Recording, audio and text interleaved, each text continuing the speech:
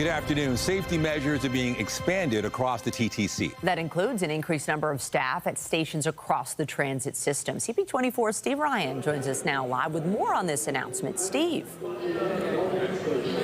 Yeah, so we just finished a press conference here at the Yonge and Bloor station. The mayor spoke, as did the TTC chair and the CEO of the TTC. And they called this a four-step approach to riders' enhanced safety. And that, as you mentioned, Michelle, it does include extra maintenance and staff at certain stations that'll keep the system running, and it'll keep people informed if in fact they have any questions. Now this will also include a special constable. Special constables will be assigned. It'll be detailed and data driven rather, and intelligence led. So the constables will be in those particular places where in fact they are needed the most, and of course they'll have body worn cameras as well, and there will be enhanced surveillance in the subway systems as well.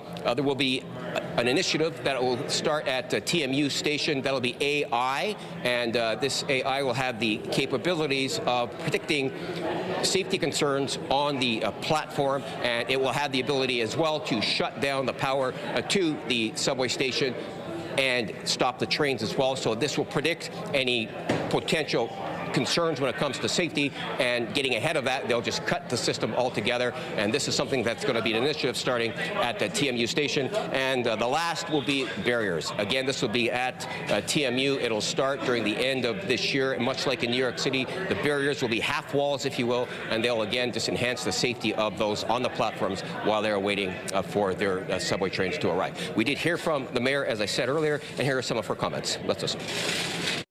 We are expanding the use of body cameras and in-station cameras to stop trouble before it starts. We must prevent riders from falling or jumping onto the subway track. Even when no one is harmed, track intrusions causes significant delays. So we're piloting something new. At the TMU station, we will be using AI-assisted warning system to detect someone on the track. There are cameras with AI embedded. And we will install steel barriers spaced along the platform, as New York City has recently done. Now, there is also suggestion that down the road, the subway stations will be retrofitted for the doors that many of the subway stations across the world have. But the mayor said that that, of course, is dependent upon the feds and the province ponying up their share of the cost of that, and that would be estimated to be, in today's dollars, about $4 billion with a B. So back to you guys. CP24 Steve Ryan live for us this afternoon. Thank you. 2 people were injured in a stabbing during a home invasion in Mississauga early this morning. It happened around 1:30 at a residence on Delgado Drive near Mavis and the 401. Peel paramedics say a man in his 40s suffered serious but not life-threatening injuries, while a man in his 60s suffered minor injuries. Police say the pair were the target of a home invasion, with the suspects leaving the scene before officers arrived. They have not provided details at this point about the suspects. Shots were fired at a townhouse complex in North York early this morning. Police were called to the complex near Jane and Shepherd around 1:30 a.m. They say the window of a home was damaged, but no injuries have been reported. So far, no information has been provided about any possible suspects. 7 young people are among 9 suspects arrested in a Niagara police investigation into stolen cars. This probe began last April after a Lexus SUV was stolen. It was originally thought to be an isolated incident, but led to a larger investigation into organized auto theft networks. Project Jacklinks identified several independent groups operating across southern Ontario. The 9 suspects are accused of stealing more than 112 vehicles worth a combined $20 million. $5 million worth of vehicles have already been recovered. 18-year-old Nemer Alawad and 23-year-old Farouk Alawad, both of Hamilton, are facing a combined 22 charges, and 7 others, all aged 16 and 17, are also charged. Police are seeking 2 additional suspects. They are 20-year-old Ryan Ramaya Permalu of North Dumfries, 22-year-old Mamadi Kaba of Quebec. Well, Bruno Mars is set to hit the stage at Rogers Stadium again tonight for the second of 5 shows in our city. While fans are expected to flock to the venue once again, those who live and work in the area are expressing concern about the noise. CTV's Janice Golding's been following this story and joins us live with more details. Janice. Hi, Nathan. Yes, while fans are very enthusiastic about Bruno Mars performing here at Downsview Park, people who live in the area are expressing mixed opinions on the concert series. I can tell you that on social media, people are complaining volubly about the volume, some saying that you could hear music from Sunday night's sold-out concert several kilometers away. In fact, last year, which was the first year concerts were held at the new venue, people lodged a whole slew of traffic and noise complaints, and many were anxious about what to expect this year.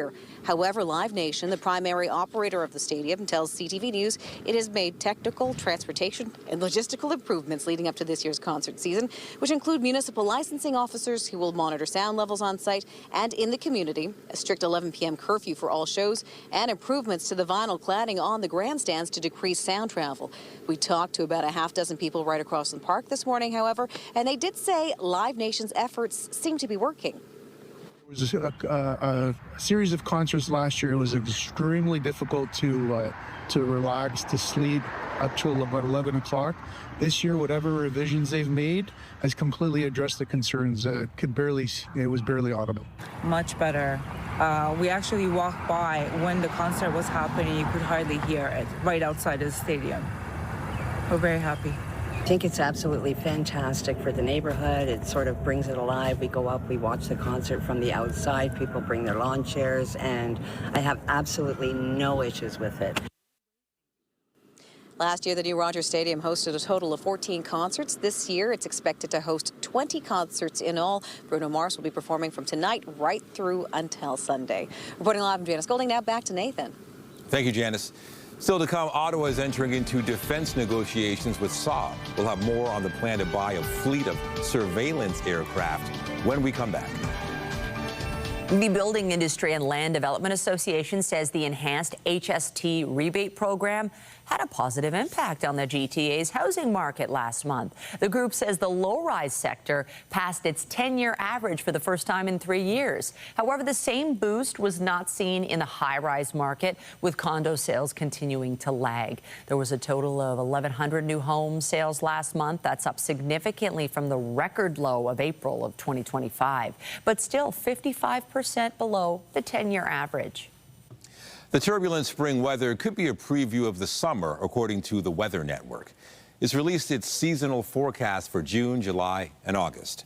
The Weather Network says the transition to El Nino is expected to make it harder for hot, dry weather to take hold in some regions.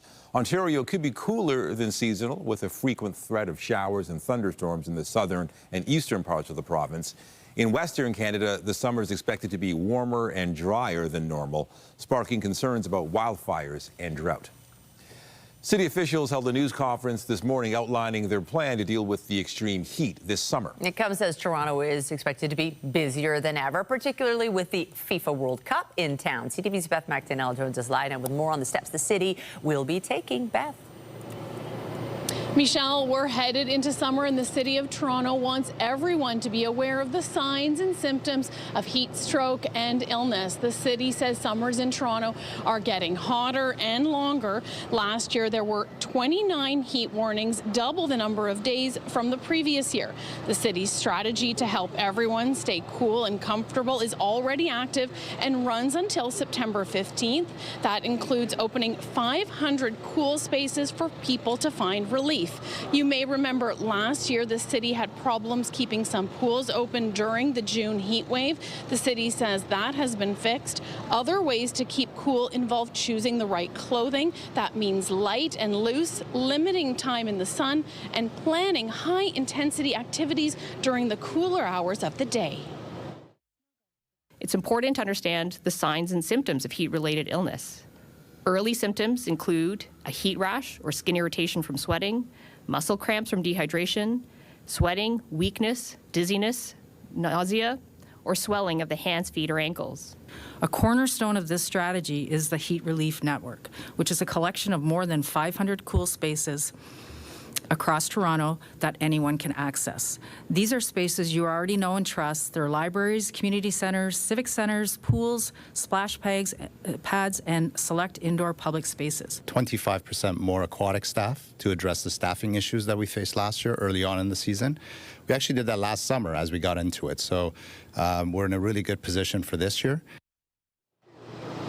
Splash pads across the city are already open. Outdoor pools are expected to open mid to late June. Reporting live at City Hall, I'm Beth McDonnell. Michelle, back to you. Thank you, Beth. And I think this is the perfect time to roll right into the weather forecast. A live look at the city this afternoon. And boy, sure feels like summer. Beautiful sunshine. We have the heat once again today. We've just been on this spectacular stretch. Lindsay Morrison is here with a look at what we're working with on this Wednesday. Yeah, it is another beautiful day, Michelle, especially if you enjoy a little warmth and a little sunshine. We've got it all. Today might feel slightly cooler than yesterday, thanks in part to some northerly winds, which we can already see around Georgian Bay. Little cool today by comparison. We're at 22 degrees this hour at Pearson Airport. Those north and northwesterly winds are light for now. They are expected to strengthen a little later this afternoon and into the evening. On the satellite and radar, if you're further west back toward Goderich, Bayfield, and Grand Bend, you might be seeing perhaps a little more cloud at this hour, but for the most part, we are expecting a mainly sunny day here in the GTA. 26 degrees is our forecast daytime high, and once again, we are at an 8 or very high on the UV index. There is more of this on the way, albeit conditions will be slightly cooler heading into the weekend. We'll talk all about it coming up in your weather forecast. But for now, Nathan, I'll send it over to you. Thank you, Lindsay. With more than 1,000 suspected Ebola cases reported in the Democratic Republic of Congo and neighboring countries, Ottawa is moving ahead with new travel restrictions. Starting at 11:59 p.m. tonight, immigration documents will be suspended for residents of the DRC, Uganda, and South Sudan. Then, just before midnight Saturday, anyone entering Canada who'd recently been in those hard-hit regions will have to quarantine for 21 days. Federal Health Minister Marjorie Michel says the steps were taken in collaboration with the provinces ahead of the FIFA World Cup. They are all on board. They were asking for us to do some border measures. And also what I want to share is we didn't only align with public health, we align our decision also taking a regional approach with the Americans and the Mexicans in the World Cup, moment. Health Canada says the risk to people in Canada remains low, and anyone who's already entered the country upon arrival was screened. The health minister made those comments as she marked the opening of the new Canadian Drug Analysis Centre. The government says upgraded laboratories in Toronto and Vancouver will be a key tool in Ottawa's response to the opioid crisis and illegal drug trade. The CDAC will also identify trends and patterns related to the origin, distribution, and manufacturing of drugs, including insights to how and where they have been produced. Officials say Health Canada is also working closely with U.S. officials to enhance existing collaboration and the sharing of information on the illegal drug trade. U.S. President Donald Trump has cited fentanyl interceptions as a grievance in ongoing tensions with Canada, despite the vast majority entering the U.S. coming from elsewhere. A new report finds many Canadians are already using artificial intelligence for medical advice, but remain cautious about letting it make any decisions. CTV's Renee Rodgers has been taking a closer look at the data and joins us live now with more. Renee, many of us do this, check AI for health issues. What were some of the highlights of this report? There's a couple of key takeaways from this liaison strategies survey, Nathan, and that is, on the one hand, Canadians do not seem to be on board with allowing AI to replace the traditional form of care with an actual human doctor. But then on the other hand, AI does seem to be filling a gap that's been created by a lack of timely access to medical care. Let's bring up our first slide and I will tell you what I mean. So the survey shows that close to half of those surveyed, 47%, rate their current access to a family doctor or clinic as poor.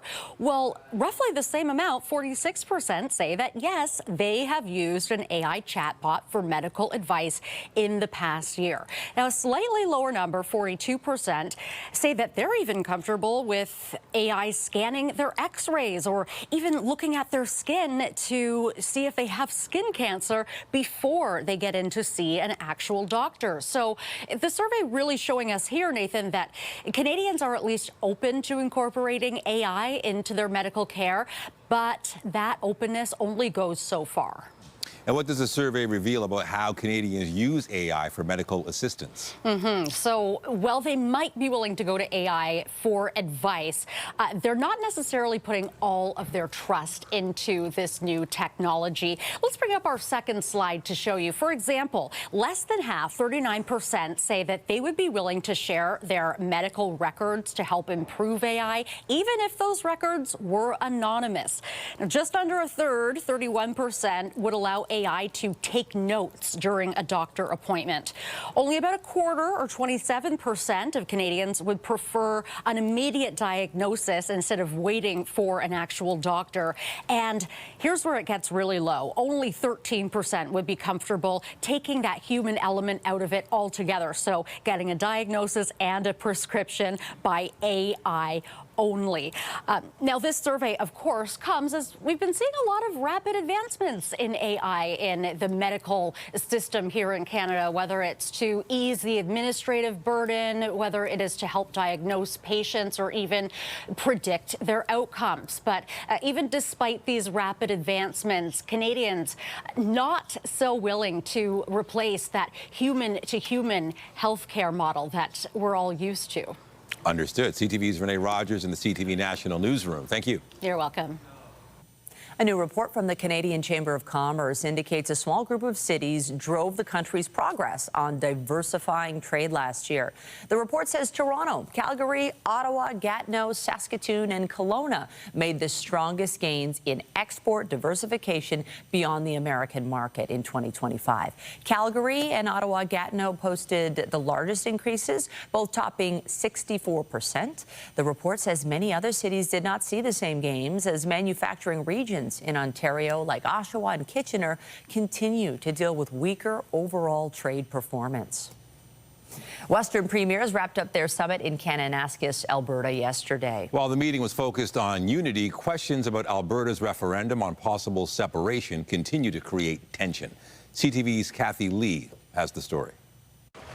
Wearing Team Canada's World Cup jerseys, a gift from BC Premier David Eby, was a symbol of cooperation leaders wanted to project at the Western Premiers Conference in Kananaskis, Alberta.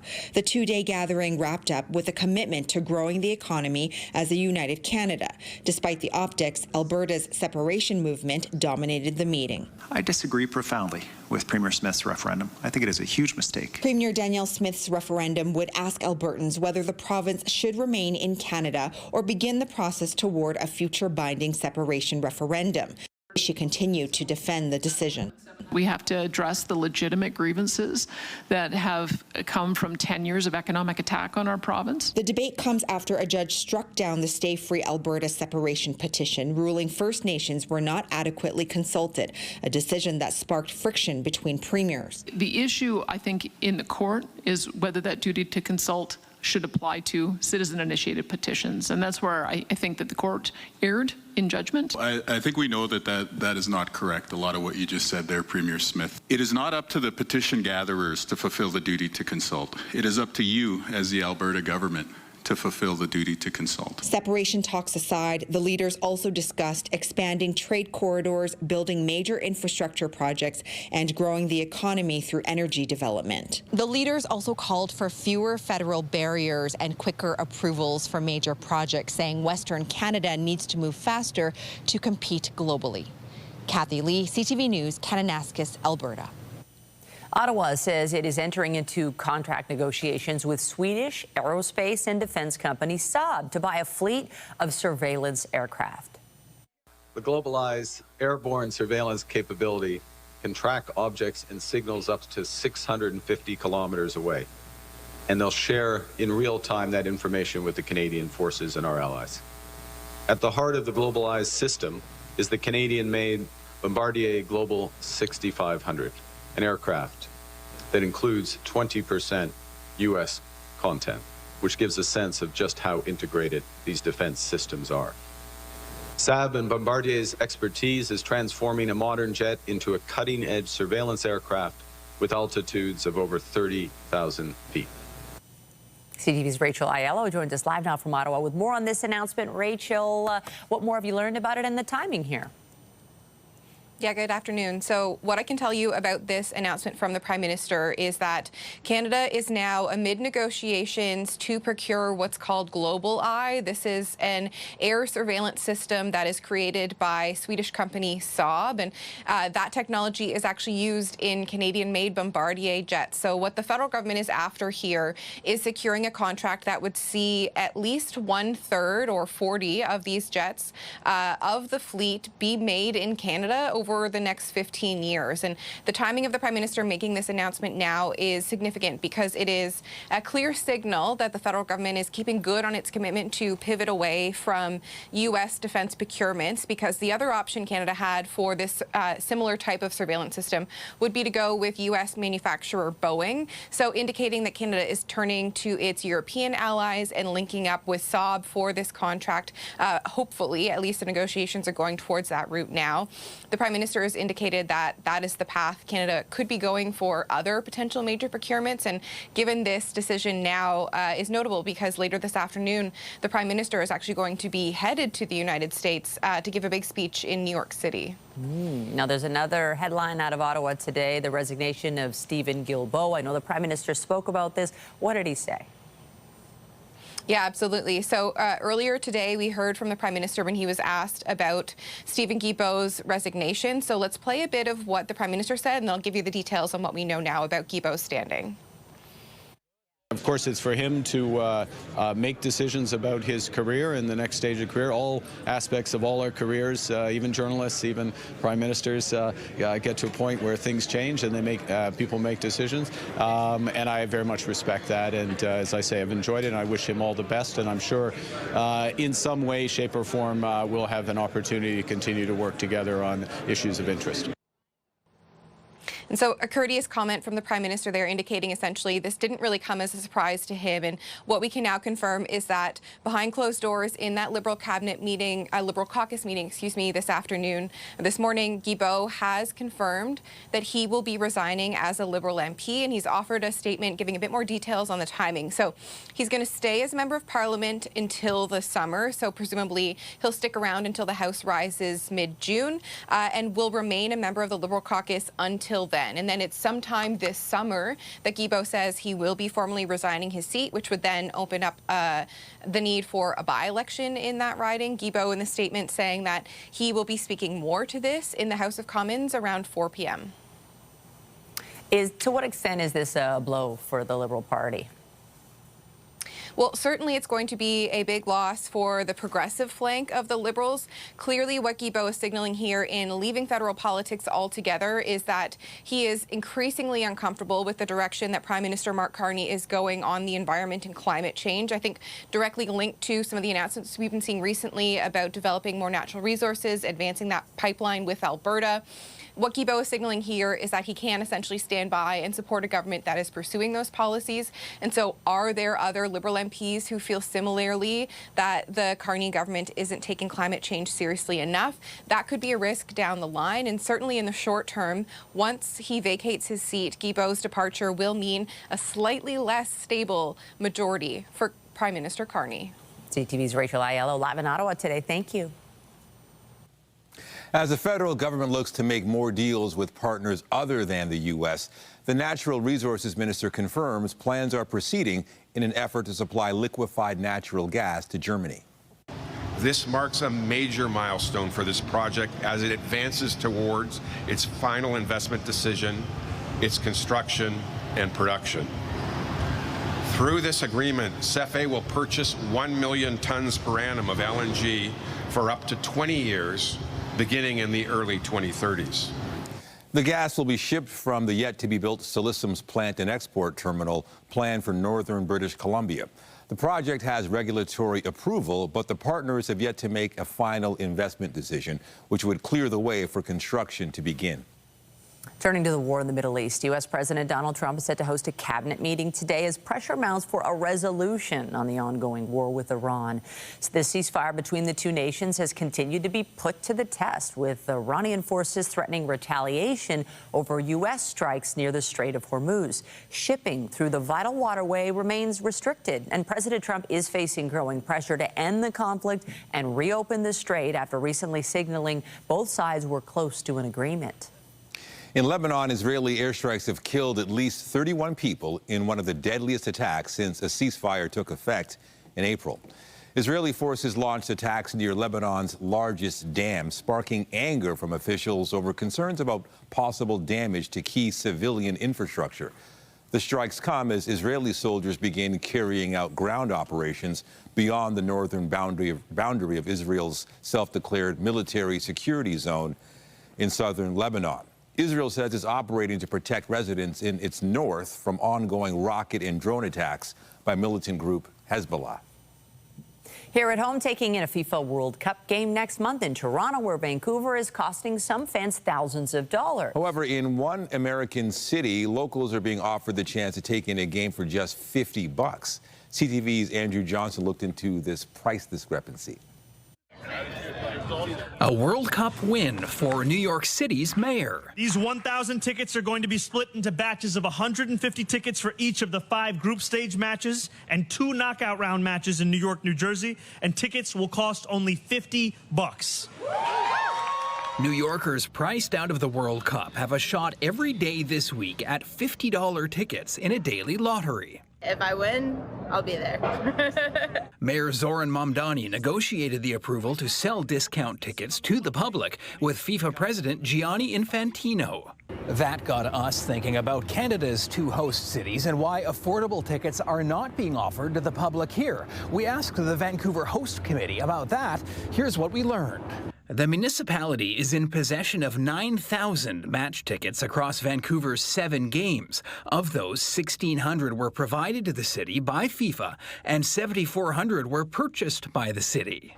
The host committee says the majority will be sold off through its sponsorship program to help offset hosting costs.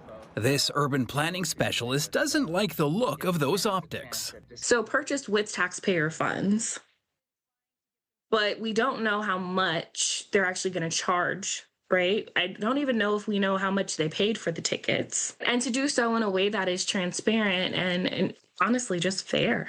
When we asked how much the tickets are being sold for, we were told in an email that's confidential. So this is not the way government is supposed to work. Vancouver says it is providing up to 350 tickets for young people who face barriers. Andrew Johnson, CTV News, Vancouver. Well, it's looking like another great afternoon to head outside, maybe kick the ball around. Just don't forget a bottle of water and some sun protection. Our forecast high for today is 26 degrees. The norm this time of year is 22. Here's a look at the outdoor concert forecast for tonight. Bruno Mars back in town, and I think fans will probably like this forecast better than the one over the weekend.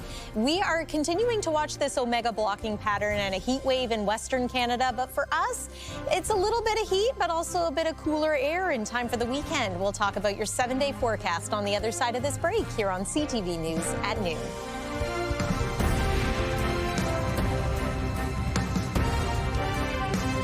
When you see it happen, send it to CTV News. Text 10400 from your screen to ours. Text 10400. Toronto's Real Asian International Film Festival celebrating its 30th anniversary this year. A special event is being held this afternoon at Cinecycle to mark the occasion, and that is where we find CTV's Andrea Casey joins us live now with more. Andrea. Hi, Michelle and Nathan. Yes, I'm very fortunate I get to be outside today as there's a celebration for the Real Asian Film Festival. It doesn't start for a few more months, but they're kicking off right now. And I'm going to bring in Christine Vu, who is the person behind marketing and communications here. And Christine, why are we here outside when the festival isn't for a few months from now? It's a great question, Andrea. Thank you so much for being here. We're celebrating Asian Heritage Month. We're wrapping up the month of May, and we're also celebrating 30 years of Real Asian with the whole rebrand. It's a permanent rebrand to signal growth for the festival. So our festival, like you mentioned, is in November, but we're a year-round organization that supports filmmakers all over the world, a lot of Asian Canadian creators, and we just want to be able to signal to people that we're here year-round. We do tours with schools, we visit offices and bring filmmakers, we have workshops. We do a lot of things, and our biggest fundraiser is on June 2nd, Firehorse Gala. I hope people can join. Okay, and so we have so many film festivals in the city. Why do we need a Real Asian Film Festival, Christine? So the festival was founded in 1997 by Anita Lee, who's now the Chief Programming Officer at TIFF. She started the festival because there weren't many places like she saw in America when she was touring her films there that focused specifically on Asian diaspora films. Here at this festival, that's mainly what we focus on. We bring films from Asia, but we also focus on a lot of Asian Canadian stories, which therein are Canadian stories. Okay, and so Christine is also a filmmaker herself, so if she's lucky, she'll submit her documentary and maybe it'll be playing. And so, Christine, this is going on right now. We've got some people here in the background here. They're having a good time. Who's here today as we wrap up? So we have our students from the Seneca Film Institute who created the animation that introduces the rebrand. We have a brand new logo that was created by Meet Studio, which is a local studio between here and Beijing. And so people can come and try the photo booth. It's welcome to everybody. Okay, well, that is it from 401 Richmond Street West. I'm Andrea Case. Michelle and Nathan, the flowers are very interesting here. These are her comfort flowers. I'll send it back to you. You didn't need the comfort flowers. You did well. Thank you. Thanks, Andrea. It looks great. And, you know, I look at that, think that it really is festival season. It's like that feel is in the air this time of year with the great weather that we're getting. It's incredible. There are so many fun things about to happen in the city. School kids have like a month and a bit left. It's just an exciting time, and it's so nice when the weather cooperates for such a long stretch. You know, I often ask people what their favorite kind of weather is, and a day like today is usually the winner. Temperature around 25 degrees, not too hot, not exactly cool either, and sunshine, light breeze. We've got all of that through the early part of this afternoon. Might see a bit of an increase in cloud. Maybe the winds will pick up a little bit again today, but once more we are dry and look to be right through into the weekend. Weather is brought to you by the Presler Law Firm. Injury lawyers, you don't pay unless they win. Now, I do want to talk about something that happened. This was Look at that. See that on the screen? That video appears to show a meteor streaking across the sky early this morning. The video was sent to us by Frank Germania, a driver who captured the object while driving to work. Now, shortly after 5 a.m. on 9th Line, south of Bloomington in Whitchurch-Stouffville. So while it's yet to be confirmed the object was a meteor, the American Meteor Society has listed more than 30 sightings in Ontario, with reports coming in from across the GTA and also in places like Buffalo and all around the Great Lakes. So we'll be keeping an eye on this story to see what further developments come. We had clear skies last night, a little bit of an increase in cloud early this morning, and it looks to be quite pleasant through the overnight hours tonight too. But I don't want to get too ahead of myself. Here's today. It is cooler in northern parts of Ontario, only 6 degrees this hour in Moosonee, 12 in Timmins, but it is 23 degrees right now in Windsor and 22 degrees in Kingston. 22 is now our seasonal average here in the city of Toronto. Yesterday, we soared all the way to 28 degrees. It felt like 30, 31.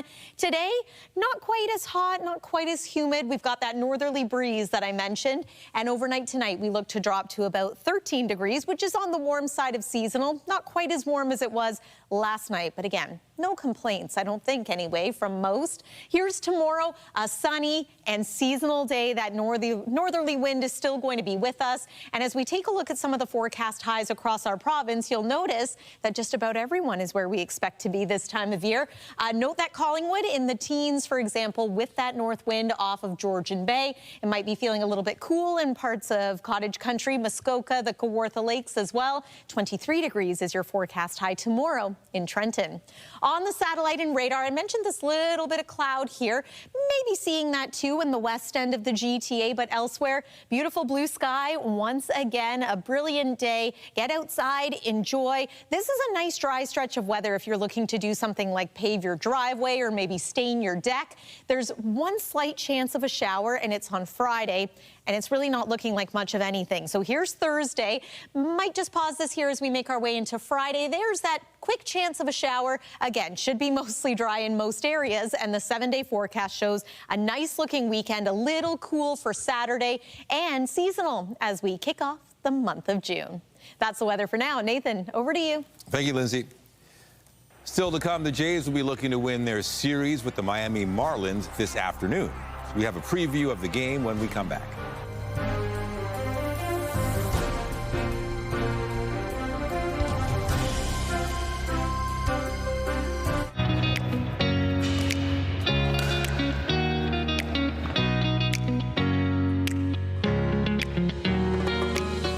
You know, real inclusion doesn't happen by accident. It's done with structure. It's done with purpose. When people of all abilities can come together to work, to play, to create a community. That's what accessibility and inclusion really is about.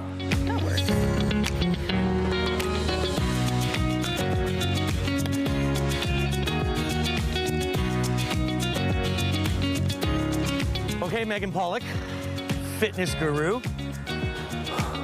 What happens here at Ability Center maybe that doesn't happen in other gyms that you've worked at? Yeah, so we offer a lot of variations in our group fitness classes. So whether you want to be seated, you want to stand, you want to use a chair for support, or even in a spin class, you want to use a hand crank, we have all of those variations ready to rock for our members. You've been doing this a long time. Yeah. What advice would you have for fitness instructors and trainers that are coming up that really want to learn more about how to be more inclusive as they teach? Absolutely. Research is really important, and talking to those with lived experience is really how you're going to be able to make those variations. And when you're teaching a class, it doesn't have to be super complicated. Take your time, give those variations, and communicate that to all your people so that they can be included in your class wherever they're coming from in their walk of life. That's the magic thing of inclusivity. Yes, exactly. Thanks, Megan. No problem. Want to crank it up? Let's go. You're the boss.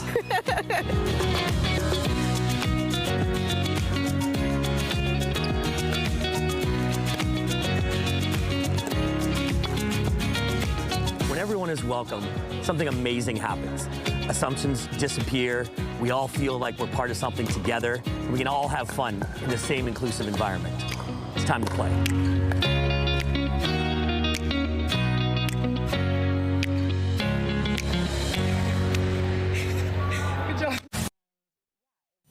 The Blue Jays will look to wrap up their series with the Miami Marlins with a win this afternoon.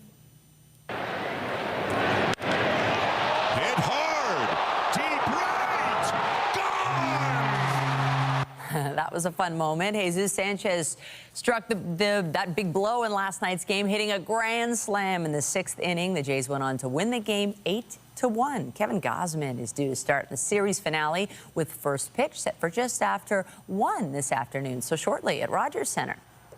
And the Tempo will be looking to snap a 2-game losing skid when they square off with the Chicago Sky tonight. Nice little shooter is Rice. Takes it to the rim. Kiki Rice. The Tempo's coming off a 99-80 loss to the Portland Fire on Saturday. Tip-off for tonight's game against the Chicago Sky is set for just after 8 in the Windy City. The Vegas Golden Knights have booked their spot in the Stanley Cup final. Body slam, Manson and Colasar. Coughlin down low, they score! The team beat the Colorado Avalanche 2-1 last night to sweep them out of the playoffs. Mitch Marner was held off the score sheet in the game, but continues to lead all players with 21 points in the playoffs. Vegas will play the winner of the Eastern Conference final between the Montreal Canadiens and the Carolina Hurricanes. Still to come on CTV News at noon, CAA is warning drivers about an increase in distraction thefts. We'll have more on what to look out for when we return. Get Toronto's top stories, breaking news alerts, and watch live. Download the CTV News app. The CAA is warning drivers about an increase in distraction thefts. It says criminals are targeting drivers using a mix of distraction tactics and high-tech tools. Schemes often involve criminals approaching drivers who've parked in public spaces like parking lots or shopping centers and using electronic devices to capture their key fob signals. The scheme requires the key fob to be within range of the car it's connected to. CAA is reminding people to park in well-lit and busy areas and be wary of anyone who approaches and to store key fobs in pouches that block signals. The Canadian Federation of Independent Business is calling on Ottawa to provide more tax relief for small businesses. The CFIB wants Ottawa to lower its rate from 9% down to 6% and raise the $500,000 small business threshold to keep pace with inflation. Ontario is among a handful of provinces who have announced plans to significantly reduce their small business rates. The CFIB says Parliament's Industry Committee has already recommended it be raised to $1 million to enhance Canada's productivity. A recent survey finds more Canadians are trading dream weddings for dream homes. Couples are scaling back big celebrations or even asking wedding guests for a down payment of money instead of traditional gifts. CTV's Spencer Turcotte has the story. Murti, I give you this ring. Forget the ice sculptures, extravagant venues, and over-the-top wedding extras. A new Royal LePage survey suggests a majority of Canadian couples are willing to skip an expensive wedding celebration to afford the keys to a home. The survey found 82% of respondents would forego or significantly scale back a wedding to put money toward a down payment, while 79% of respondents say they would consider requesting money for a down payment on a home instead of a traditional wedding gift. Jasmine Lycus and her partner from Kitchener put their wedding plans on the back burner altogether.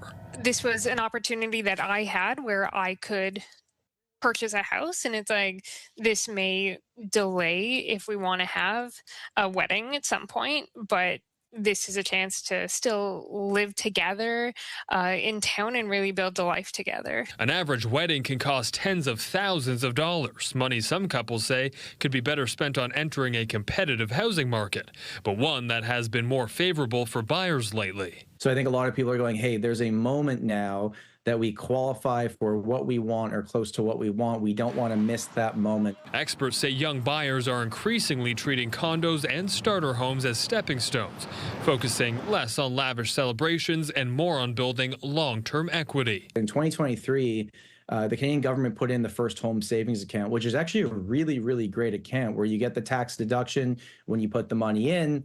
It grows tax-free. And while homes in much of the country have become more attainable, wedding prices have not dipped. So this sort of purchase can signify a couple's commitment to each other in a different way. This is an investment in my future, but also our future collectively as a partnership. And so it made sense for both of us. Because these days, walking down the aisle has just as much value as walking through the front door of a first home.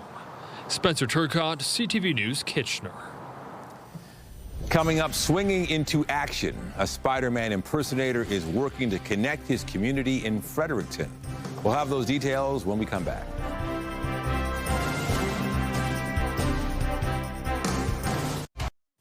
A friendly neighborhood Spider-Man is getting attention for his community work in Fredericton. CTV's Laura Brown caught up with the local hero who, like the fictional character, is very protective of his identity.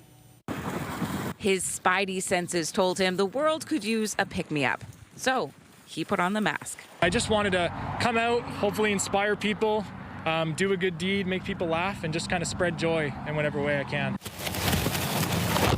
The idea to become Fredericton's friendly neighborhood superhero started by untangling some bad guy behavior. I drove down here the other day and noticed right along this whole strip, there's a lot of garbage piled up. So for about a month now, a couple hours a week, morning or night, whenever he can escape his real life, Spider-Man appears. And do your family and friends know who you are and do they know you're doing this?